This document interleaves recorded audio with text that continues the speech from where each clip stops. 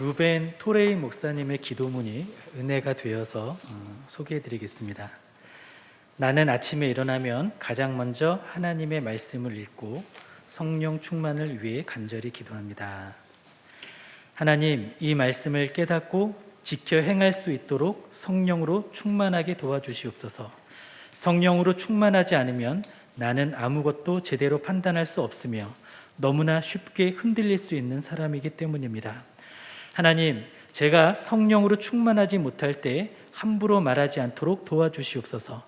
성령으로 충만하지 않으면 실수하기 쉽고 사람들에게 상처를 줄 것이기 때문입니다.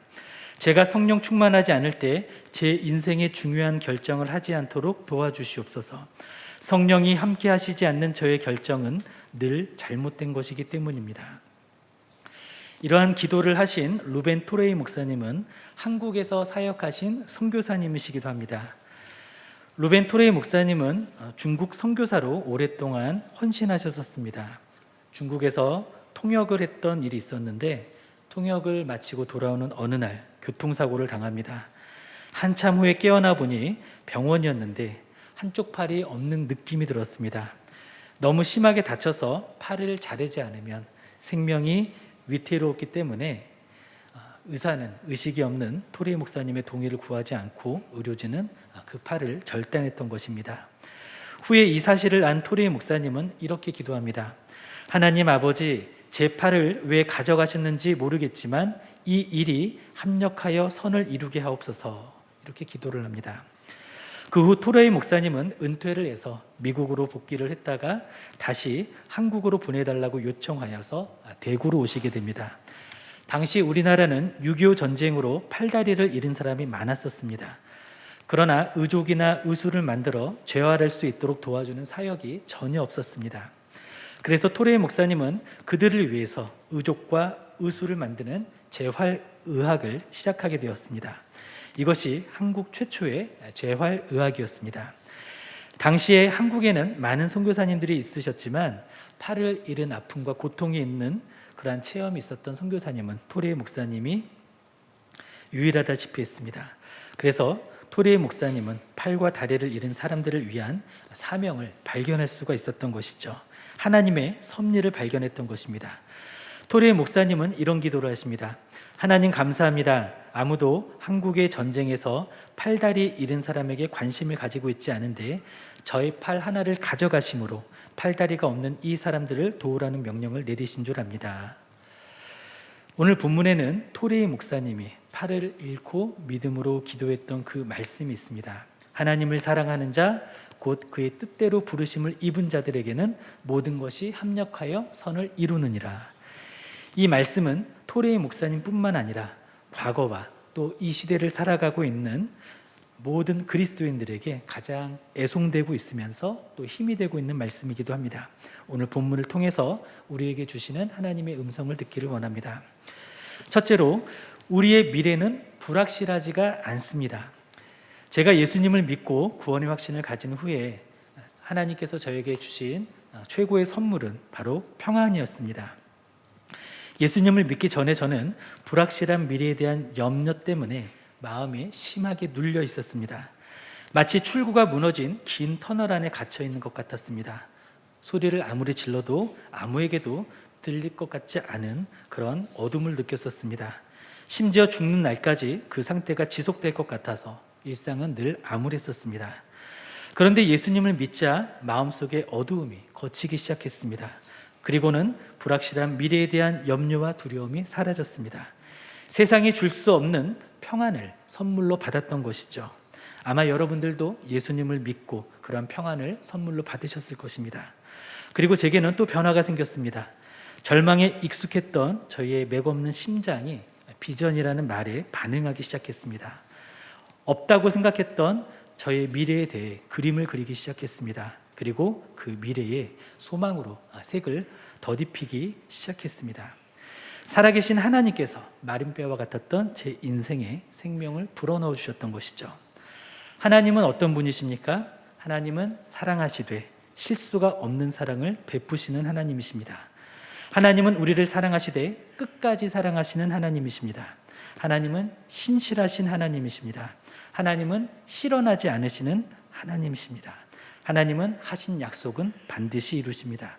하나님은 하나님의 그 성품으로 우리를 완성의 자리까지 또 하나님의 목적까지 인도하십니다.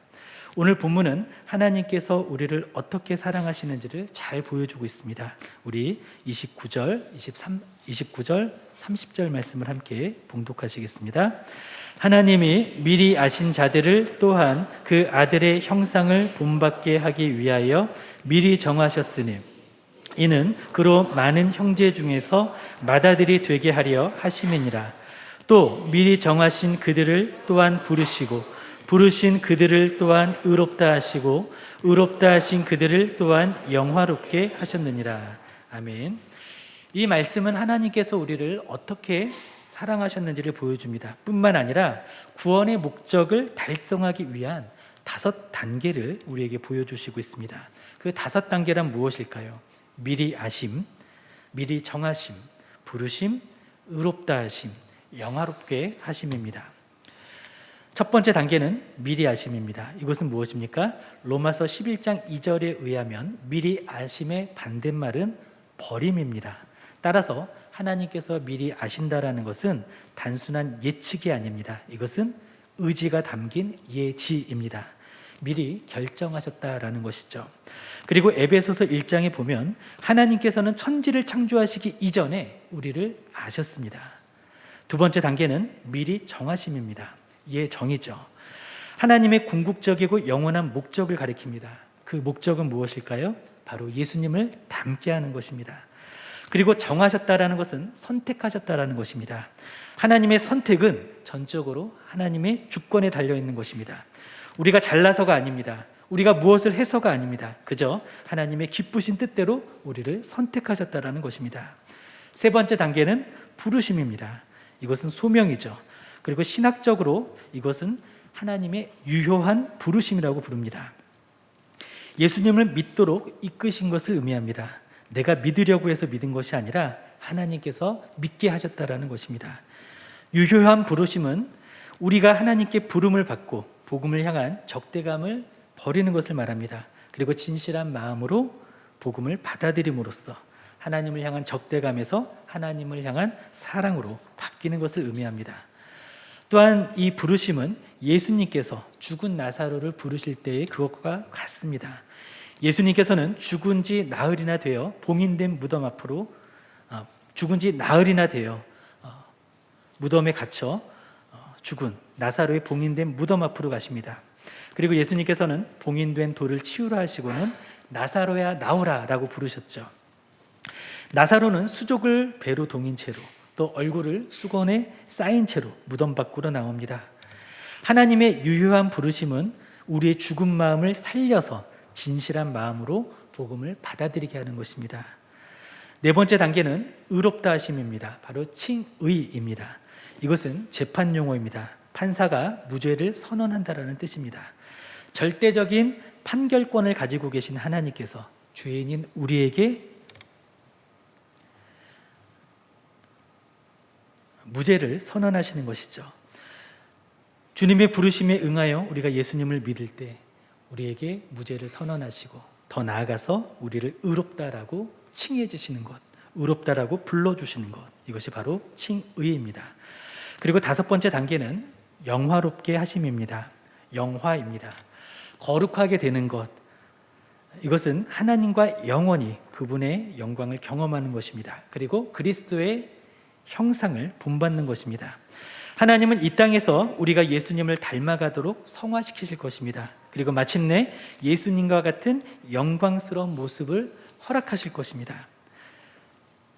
예수님께서 모든 민족과 종족 가운데서 영광을 받으시는 그날에 우리는 교회의 머리시며 하나님 나라의 왕이시며 인류의 구원자이시며 맏아들이신 예수님과 같은 모습이 될 것입니다. 그리고 주님의 형제로 여김받으면서 하늘의 유업을 공동으로 상속받게 될 것입니다. 이때의 영화는 올림픽 선수들이 금메달을 획득하는 것이나 고등 고시에 합격해서 누릴 수 있는 그런 영예와 기쁨과는 견줄 수 없이 큰 것입니다. 메달을 따는 일이나 어려운 시험을 준비하고 합격하는 것은 대단한 일입니다. 이 땅에서는 존경받고 또 존중받는 것이 마땅하죠. 그러나 사람이 이 땅에서 누릴 수 있는 그 어떤 부귀와 영화라 할지라도 우리가 천국에서 영화롭게 되는 것에 견주면 잠깐 있다가 사라질 안개에 불과하다라는 것입니다. 그리고 30절 말씀을 한번 유심히 보시면 좋겠습니다.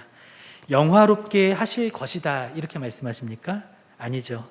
영화롭게 하셨느니라 이렇게 말씀합니다. 우리에게 아직 이루어지지 않은 미래의 일을 과거 시제로 표현한 것입니다. 왜 미래의 일을 과거 시제로 말씀하셨을까요? 하나님께서는 우리를 영화롭게 하실 것을 창세 전에 작정하셨습니다. 그 때문에 과거 시제로 표현하셨습니다. 하나님께서 반드시 이루실 것이기 때문에 과거 시제로 표현한 것입니다. 또한 하나님은 분명히 자신이 시작하신 선한 일을 끝내실 것이기 때문에 과거 시제로 내가 이미 이루었다라고 단언하시는 것이죠. 이처럼 하나님의 자녀인 우리는 주님께서 우리의 미래를 붙잡아 주시기 때문에 우리의 미래는 불투명하지도 않고 불확실하지도 않습니다. 하나님은 우리의 인생을 위해서 위대한 청사진과 마스터 플랜을 가지고 계십니다. 우리를 예지하시고 예정하시고 소명하시고 칭의하신 하나님께서는 마침내 우리를 영화롭게 하실 것입니다. 그 하나님께서 친밀한 아빠의 음성으로 우리에게 말씀하십니다. 두려워하지 말라. 내가 너와 함께함이라. 놀라지 말라. 나는 내 하나님이 됨이라. 내가 너를 굳세게 하리라. 참으로 너를 도와주리라. 참으로 나의 의로운 오른손으로 너를 붙들리라. 아무것도 염려하지 말고 다만 모든 일에 기도와 간구로 너희 구할 것을 감사함으로 하나님께 아뢰라. 그리하면 모든 지각에 뛰어난 하나님의 평강이 그리스도 예수 안에서 너희 마음과 생각을 지키시리라. 볼지어다 내가 세상 끝날까지 너희와 항상 함께 있으리라. 이 가운데 마음이 눌린 분이 계십니까? 염려와 근심으로 탄식하고 계신 분이 계십니까? 우리는 하나님의 완전한 사랑과 완전한 섭리, 보증된 약속 안에 있다는 것을 기억하기를 원합니다. 그리고 하나님의 성품과 그분의 능력, 그리고 우리에게 주신 약속의 말씀을 붙들고 평강을 누리기를 결단하기를 소원합니다. 둘째로 하나님은 우리의 인생을 성취하셨습니다. 하나님께서는 그의 자녀들에게 모든 것이 합력하여 선을 이루신다라고 말씀하십니다. 우리 로마서 8장 28절 말씀을 함께 읽겠습니다. 우리가 알거니와 하나님을 사랑하는 자 곧 그의 뜻대로 부르심을 입은 자들에게는 모든 것이 합력하여 선을 이루느니라. 아멘. 하나님께서 모든 것을 합력하여 선을 이루신다라고 말씀하시는데 그 근거는 무엇입니까? 방금 우리가 앞에서 살펴본 29절과 30절의 말씀입니다. 그런데 한글 성경에는 29절 말씀 앞에 단어 한 개를 번역해서 빠뜨리고 있습니다. 바로 왜냐하면이라는 말이 빠져 있습니다. 왜냐하면이라는 말을 살려서 28절에서 30절까지의 내용을 재구성하면 이렇습니다. 하나님은 그의 자녀의 인생을 성취하신다. 왜냐하면 자녀는 하나님이 미리 아신 자이기 때문이다. 왜냐하면 자녀는 예수님의 형상을 본받게 하기 위하여 미리 정하신 자이기 때문이다. 왜냐하면 자녀는 하나님이 부르셨고 의롭게 하셨고 영화롭게 하셨기 때문이다. 따라서 하나님을 사랑하는 자, 곧 그의 뜻대로 부르심을 입은 자들에게는 모든 것이 합력하여 선을 이루는 것이다. 그리고 여기에서 모든 것이 합력하여 선을 이룬다라고 말씀하시는데 여기에서 모든 것이란 나쁜 것도 포함이 됩니다. 혐의와 고발, 비난과 정죄, 공경과 기근, 파산과 헐벗음, 질병과 사별, 박해와 위험과 같은 것도 모든 것에 포함이 됩니다. 심지어 우리의 연약함과 우리의 죄까지도 이 모든 것들에 포함이 됩니다. 그리고 이러한 악조건들이 있음에도 불구하고 하나님은 마침내 선을 이루시는 것입니다. 하나님께서는 어떻게 모든 것을 합력하여 선을 이루시는지 한번 우리는 성경의 예로 한번 반추해 보기를 원합니다. 요셉 잘 아시죠? 요셉은 그의 아버지 야곱의 편애를 받고 있었습니다. 그런 요셉에게 어느 날 시련이 찾아옵니다. 그가 어느 날 꿈을 꾸었는데 그의 이복 형제들을 그가 다스리게 될 것이라는 꿈의 내용이었습니다. 요셉의 이복 형제들은 요셉의 꿈의 내용을 듣고 화가 납니다. 요셉을 더욱 시기하고 미워하게 됩니다. 그래서 요셉을 벼르고 있다가 요셉을 마른 구덩이에 던진 후에 애굽으로 가는 상인들에게 노예로 팔아버립니다. 그리고 아버지에게는 요셉의 피 묻은 겉옷을 보여주면서 요셉이 죽었다라고 거짓말을 하죠. 요셉은 그렇게 해서 보디발의 집에서 노예살이를 합니다. 그런 중에도 하나님은 요셉과 함께 하셨습니다. 그래서 보디발의 신임을 얻어서 집안의 모든 살림을 관장했습니다. 그런데 보디발의 아내가 요셉을 유혹합니다. 그것이 실패하자 요셉이 자신을 겁탈하려고 했다고 거짓 고소를 합니다. 그래서 요셉은 이번에는 감옥에 갇히게 됩니다. 죄수가 된 것이죠. 그리고 거기서도 하나님은 요셉과 함께 하셨습니다. 간수가 요셉을 신뢰하여 감옥의 살림살이를 모두 감독하게 했습니다. 일이 감옥에서도 순조로운 듯 했습니다. 그리고 그 와중에 요셉은 하나님의 지혜로 바로왕의 술 맡은 관원의 꿈을 해석해 주게 됩니다. 그리고 요셉은 어쩌면 고위 관직자였던 그가 자신을 꺼내줄지도 모른다라는 소망을 갖습니다. 그런데 그 관원은 요셉을 잊습니다. 시간은 덧없이 흘러서 2년이나 지나갑니다. 요셉의 노예 생활과 감옥 생활은 17년이라는 긴 고통스러운 시간들이었습니다. 그 후에 드디어 바로 왕의 꿈을 해석하게 되었는데 그 꿈은 제국의 큰 풍년과 이어서 흉년이 임하리라는 것이었습니다. 바로 왕은 꿈의 의미를 정확하게 해석하고 지혜롭게 답한 요셉을 신임하게 됩니다. 그래서 요셉을 애굽의 총리로 임명하게 됩니다. 그리고 다가올 7년의 기근을 대비하게 하는 것이죠. 그리고 마침내 기근이 닥쳐오고 요셉의 고향 식구들도 기근으로 인해 생존의 위협을 받게 됩니다. 그래서 고향에 있던 요셉의 형제들은 곡식을 구하기 위해 애굽으로 오게 됩니다. 형제들은 고난을 견디고 장성한 그리고 애굽의 총리가 된 요셉을 알아보지 못합니다. 요셉은 후에 자신의 신분을 밝히면서 형제들을 안심시키며 이야기합니다. 우리 창세기 45장 7절 말씀을 찾아보겠습니다. 구약성경 71페이지입니다. 창세기 45장 7절입니다.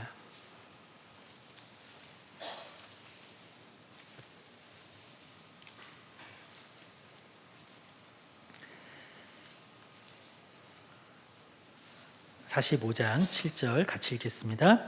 하나님이 큰 구원으로 당신들의 생명을 보존하고 당신들의 후손을 세상에 두시려고 나를 당신들보다 먼저 보내셨나니. 하나님이 그의 요셉의 형제들과 또 아버지 그리고 자신의 일가를 보존하시기 위해서 자신을 먼저 애굽으로 보내셨다. 사실 보내신 모습이 아니었죠. 종으로 팔려와서 감옥살이까지 했던 요셉이었습니다. 그런데 그 안에 하나님의 섭리가 있었다라고 고백하고 있는 겁니다. 창세기 50장 20절 말씀을 함께 보겠습니다. 창세기 50장 20절입니다. 81페이지입니다. 같이 읽겠습니다. 당신들은 나를 해하려 하였으나 하나님은 그것을 선으로 바꾸사 오늘과 같이 많은 백성의 생명을 구원하게 하시려 하셨나니. 아멘. 요셉은 경솔하게 꿈 이야기를 해서 형들의 분노를 부추겼습니다. 형들은 시기심으로 요셉에게 몹쓸 짓을 했습니다. 이복 동생을 구덩이 속에 던졌다가 노예로 팔아버렸던 것이죠. 이것은 악이었습니다. 그리고 아버지 야곱에게는 요셉이 죽었다고 거짓말을 했습니다. 요셉은 그래서 결국 노예살이, 감옥살이를 했습니다. 아버지의 편애와 요셉의 경솔함과 형들의 시기심으로 인해서 요셉의 인생은 나락으로 떨어졌습니다. 그 억울한 인생이 자그마치 17년이나 지속이 되었습니다.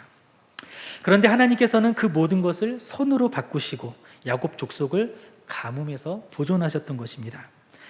야곱 족속이 애굽으로 올 때에는 70명이었습니다. 그러나 후에 출애굽을 할 때에는 싸울 수 있는 장정만 60만 명이었습니다. 하나님께서는 호전적인 민족들로부터 야곱 족속을 보호하시기 위해 강대국 애굽으로 가뭄을 통해 인도하셨던 것입니다. 그리고 그들을 그 안에서 보존하시기 위해서 요셉을 먼저 보내셨던 것입니다. 그리고 야곱 족속은 애굽에서 이스라엘 민족으로 성장하게 됩니다. 그래서 어떤 신학자는 애굽은 이스라엘 민족의 인큐베이터였다라고 평가하기도 합니다. 다른 예를 볼까요? 에스더는 아름답고 어린 유대 소녀였습니다. 에스더는 부정한 이교도인 이방 왕의 궁정으로 들어가게 되었습니다. 자신의 의지가 아니라 강요받게 된 것입니다. 후에 왕후가 되었지만 그럼에도 불구하고 이것은 하나님을 경외하는 사람에게 있어서는 비극이었습니다. 그런데 그것은 몰살을 앞둔 그녀의 민족을 살리기 위한 하나님께서 예비하신 섭리였습니다. 에스더는 자신이 왕후가 된 것이 그것을 위함임을 알고 금식한 후에 죽으면 죽으리라의 결단으로 왕 앞에 나아가서 적의 계략을 알리고 자신의 민족을 구하게 됩니다. 예수님의 고난은 어땠습니까? 대제사장과 바리새인과 서기관들은 예수님을 시기해서 이스라엘 백성들을 선동했습니다. 그리고 예수님은 불법적으로 체포되셨습니다. 그리고 불법적인 재판을 받기도 합니다. 헤롯과 빌라도가 합세하여 예수님을 사지로 결국 내몰게 됩니다. 그러나 그것은 우리를 구원하시기 위한 하나님의 계획이었습니다. 바울은 어땠습니까? 바울은 기적의 사람이었습니다. 그의 작업용 앞치마를 가져다가 아픈 사람의 몸을 얹었는데 기적으로 나은 일도 있었습니다. 그러나 정작 육체의 가시라 불리는 자신의 질병은 고치지 못했습니다. 바울은 하나님께 자신의 질병을 고쳐달라고 3번을 간구했습니다. 그런데 하나님은 이것을 모두 거절하십니다. 하나님은 그 질병으로 인해서 바울이 교만해지지 않기를 바라셨던 것입니다. 바울은 그 사실을 깨닫습니다. 그리고 자신의 능력이 약한 데서 온전해진다라는 응답을 받고 도리어 기뻐하며 자신의 약함을 자랑하게 되었습니다.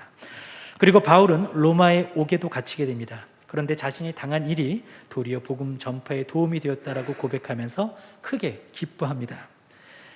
이렇듯 하나님의 사람들에게는 불행과 질병과 고통마저도 하나님의 선을 위한 과정으로 변모가 되는 것입니다. 모든 것이 합력하여 선을 이루게 되는 것입니다. 이와 마찬가지로 하나님의 택함을 받고 칭의를 받아 하나님을 사랑하는 우리는, 하나님의 결정대로 부름을 받은 우리는 모든 것이 합력하여 선을 이루게 되는 기적의 레일 위에 오르게 된 것입니다. 우리는 어느 길로 가든지 하나님께서 목적하신 종착지에 이르게 될 것입니다. 우리의 인생은 복된 인생으로 결정지어질 것입니다. 그러므로 우리는 어떠한 상황 속에서도 절망이 아닌 소망을 가져야 합니다. 말씀을 맺겠습니다. 하나님의 선택하심, 예정하심, 부르심, 칭의, 영화라는 넘치는 사랑은 우리에게 소망이 됩니다. 하나님은 우리를 구원하는 일에 절대로 실패하지 않으십니다. 어떤 일이 있어도 우리를 구원해내십니다. 그리고 하나님은 우리의 인생을 성취하실 것입니다. 우리의 인생에 가지고 계신 그 마스터 플랜을 치밀하게 성취하실 것입니다. 그리고 주님의 뜻이 완성되기까지 우리의 연약함과 죄성을 집요하게 고쳐나가실 것입니다. 또한 넉넉한 능력으로 우리를 주님의 목적지로 옮기실 것입니다. 그리고 세심한 위로로 지친 우리의 심령을 때에 맞춰 달래주실 것입니다. 그렇기 때문에 우리는 어떠한 상황 속에서도 주님을 소망할 수 있는 것입니다. 소망은 삶에서 가장 실제적인 힘입니다. 이 소망은 좌절과 침체, 조바심과 걱정, 심지어는 자살까지 극복하게 합니다. 소망은 반복되는 일상과 또 오래된 결혼 생활, 빛바랜 우정, 힘이른 교회에 생명을 불어넣기도 합니다. 소망은 미래를 열고 비전과 꿈과 계획, 그리고 기도를 일으킵니다. 소망은 욕심과 헛된 야망, 그리고 죄성과 정욕을 또 이기게 해줍니다. 우리는 이 소망의 능력을 누리기를 원합니다. 그리고 우리는 모든 것이 합력하여 선을 이룬다라는 로마서 8장 28절의 말씀을 걱정 마, 다 잘 될 거야, 이런 위로의 말로만 받아들이고 안주하지 않기를 원합니다. 우리는 이 말씀을 어떤 대가를 치르더라도 하나님의 사랑을 실천하고 예수님을 따르라라는 하나님께서 영적 세계 대전으로 우리를 동원하시는 하나님의 음성으로 듣기를 원합니다. 바라기에 우리 모두는 마음과 뜻과 목숨을 다하여 하나님을 사랑하고 이웃을 내 몸과 같이 사랑하는 예수님의 형상을 본받은 인생이 되기를 원합니다. 또 모든 열방이 주님을 보게 되리라는 하나님의 위대한 소망이 우리의 꿈이 되기를 원합니다. 하나님을 사랑하는 자, 곧 그의 뜻대로 부르심을 입은 자들에게는 모든 것이 합력하여 선을 이루느니라. 하나님을 사랑하는 자, 곧 그의 뜻대로 부르심을 입은 자들에게는 모든 것이 합력하여 위대한 소망을 이루느니라. 기도하시겠습니다.